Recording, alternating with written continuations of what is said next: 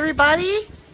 Yeah, I'm live from Belize. I think last week I was in St. Louis. Ooh, I got like a frog in my throat. Excuse me. Hello, hello, hello. I'm back in Belize. We just had a thunderstorm.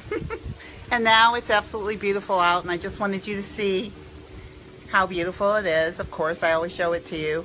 And today what we're going to talk about, which I think is really important, I've been talking a lot about self-compassion because I'm getting ready to start a class on it, and I really do think it's probably the most important thing that you're ever going to learn to really lose weight permanently. You've got to learn how to be nice to yourself.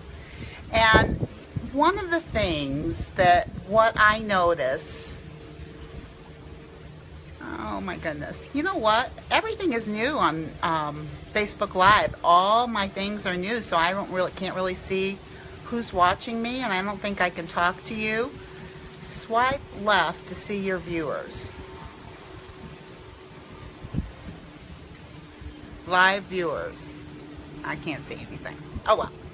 I'll just talk to you as if you're all there, and even though if I don't know who you are and I can't say hi to you, know that I love you.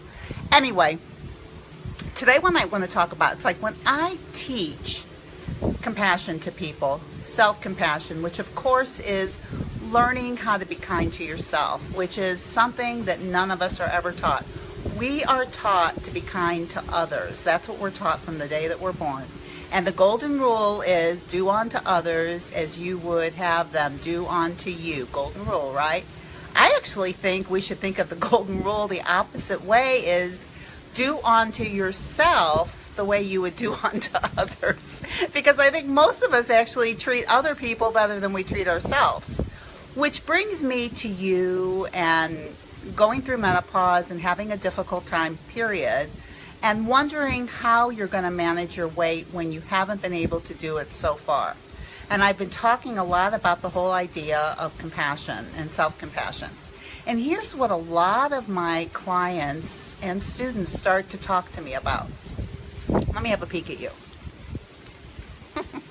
You know what? I think I'm going to bring you inside too. Hi, Diane. Oh, I do see somebody. That's good. I'm going to bring you inside with me. Diane, can you tell me how, if you can see me pretty good with me being outside? If you could tell me that. I don't know if I can even see messages on here right now. But I'm going to go ahead and go inside to make sure that you can see me and hear me. So this is enough for the beach for now and the breezy palm trees. Come on inside so we can continue talking about self-compassion. Come on in. Hello, hello. I think it's better in here. Hello. Okay, so this is what a lot of my clients and students will say to me.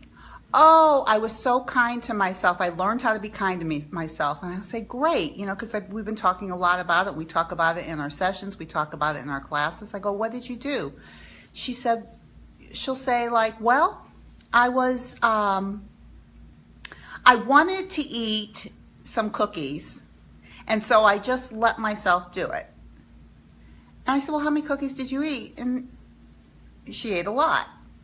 But I was kind to myself. I didn't punish myself.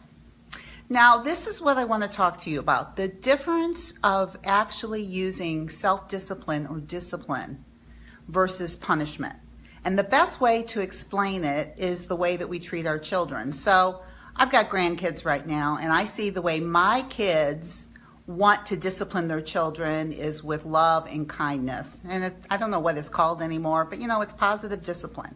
So it's not hitting and smacking and screaming and yelling and telling children horrible things about themselves. You know what I'm talking about? Okay, so for instance, if my grandson hits his little sister, who's 1, and he's 2.5, and he hits her, what positive, kind discipline is like, what my kids did is they put him in timeout. They take him in timeout. They don't even scream and yell at him. They just take him out and they explain to him why hitting is not good, because he thinks it's cute and funny and he wants his way, and he thinks the best way to do it is to smack her. He just doesn't know. So in the old days and in the days of now of child abuse, probably that type of discipline would be called punishment. And punishment means you would scream and yell at them, call them ugly names, smack them, take a belt, you know, all kinds of things. Maybe put them in the room and lock them in a closet. That is not what we're talking about. Yet really, I think that many of the women that I work with actually treat themselves that way. And when I start talking about self-compassion and being kind to yourself, then they think, well, I can just let myself do something and just not be mean to myself afterwards. So for instance, sure, I didn't get mad at myself when I ate a whole bag of cookies. Well, I'm really, really glad that you didn't get mad at yourself and you didn't whip yourself or punish yourself. But tell me how that's really helping you. So for instance, if my grandson is going towards an electrical outlet and he's starting to put his finger in it, the parents jump up very quickly and pull him away. They take him away, and they don't hit him or belt him, but they do take him away very quickly because it's the best thing that they could do for their son. They are not going to let him put his finger in an electrical outlet, right? So when you're going for the bag of cookies, I think we're getting confused with the idea of kindness is just letting ourselves put our finger in an electrical outlet and telling ourselves it's okay. And this is what I want to offer you. The idea of using positive discipline with yourself when you see yourself going for the electrical outlet or the cookies, the storming or the fogging, because you know I don't care anything if you eat a cookie or if you eat whatever it is that you eat that has no nutritional value. I don't care about that. What I care about is that you do it with mindfulness. And if you're going for an electrical outlet and you're mindless, you're going to really hurt yourself. If you're going for the cookies and you're mindless, you're really going to hurt yourself. If you tell yourself you're not going to hurt yourself when you really are, that is not self-compassion.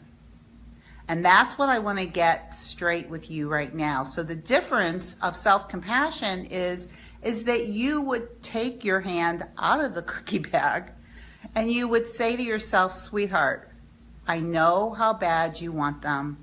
I know this is the way that you think that you can feel better. But there is another way, and the first step is to put the cookies down. Because it's not doing anything for you. It's not going to help you. The best thing that will help you is just to stop and just feel what you're feeling, and you can do it. You can feel a feeling and live through it. I know you really want it. I know, like with my grandson, if he's running for the electrical outlet, I mean, there's something about it. He wants it. He sees a knife. That happened too when he was here. He saw this knife and he was going for it so fast, right? But we lovingly, but quickly, took the knife away from him. We didn't say to him, oh, go ahead, take the knife, and it's okay if you slice yourself up a little bit. That's not a problem. I love you anyway. That is what I don't want you to be doing, because that is not what you would do for somebody that you absolutely loved. Do you see the difference? So the difference between punishment is when you say and do very mean things to yourself and you make yourself feel ashamed and bad. That is punishment. And that is what happens when we punish a child. We make them feel shame. We make them feel bad. They turn away from us. When we use loving discipline, we are still telling them they can't do it. But we are doing it in such a positive way that they almost want to either stop hitting their sister or they want to take their finger away from the outlet once you hold them and tell them and explain to them. You don't have to use a lot of words, but you let them know. You tell them a few times that outlet, they start to get it if you mean business, which means you are consistent with what you say. And if you are consistent with what you say to yourself, you will have the same positive outcome, which means when you see yourself storming, right, eating way too many cookies, or fogging, eating beyond your own physical hunger, the most loving thing that you can do for yourself is tell yourself, darling, it's okay. Just put it down. I promise you, the next time you're hungry, you will eat again. You can have more of this as soon as you're hungry again. I know, it's very disappointing. That's what another client said to me. But it's so disappointing. The food is so good. I want it so bad, and I'm so disappointed that I can't have it.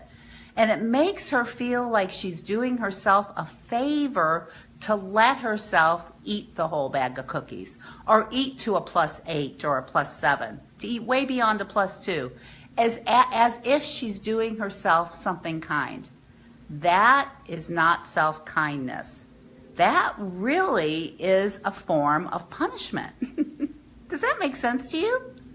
I hope it does, because I don't want you to confuse self-compassion with allowing yourself to do things that are really not good for you and telling yourself it's okay, go ahead and do it. Just like it's okay to tell my grandson, go ahead, stick your finger in the outlet. You'll probably be okay. Probably won't, right? We're not going to let it happen. That's what I want you to do for you this week. And I want you to think about it as to stop the beatings, stop the punishment. So every time you catch yourself being cruel, using punishment in terms of screaming or yelling at yourself or wanting to use a belt or hit yourself, abuse. If you find that happening to you, if you can in a kind and loving way say, sweetheart, we're not going to do that anymore. It's okay. I know you've been doing this for a long time and it's hard to change, but I know you can do it. I've seen you do it. So let's just put it down. And as soon as you get hungry again, you can eat it. And if you're disappointed, I understand that too. But let me tell you what, you're really disappointed when you find that you're doing things that you don't want to be doing. That is major disappointment. Really, in the end, if you stop eating the minute you're at a +2, even if you feel a little disappointed for a minute and you tell yourself, the best thing that you can do is to stop eating. That is the best way to treat yourself. And I promise you, as soon as you're hungry again, you will eat again, whatever it is that you think that you need. But for now, let's just put it down. That is self-compassion. That is self-kindness. That is positive discipline. That is what I want you to do this week. When you find yourself being mean, I want you to turn it around, but I also want you to be able to stop the behavior that's giving you all the things you don't want. So you have to be kind, but you have to stop yourself. Does that make sense? And remember, I would love to know if you're interested in my class that will be starting at the end of September. And I just want to know if you're interested so I can get you all the information. There'll be a first email that's going to be going out soon, and it's going to go out to everybody that's on the interest list first. You will get the best discounts. You will get the best bonuses. Everybody on the interest list gets it first. And it's a new way to work with me because it's going to be in a group. It's not individual. And you will still get great attention from me, but it'll be a lot cheaper. So all you need to do is go to drdebbutler.com/peace, PEAC, and sign up, and you'll be getting all my info. And until next week, stop the beatings. Learn how to use positive self-discipline on yourself, which is called self-compassion. Bye-bye.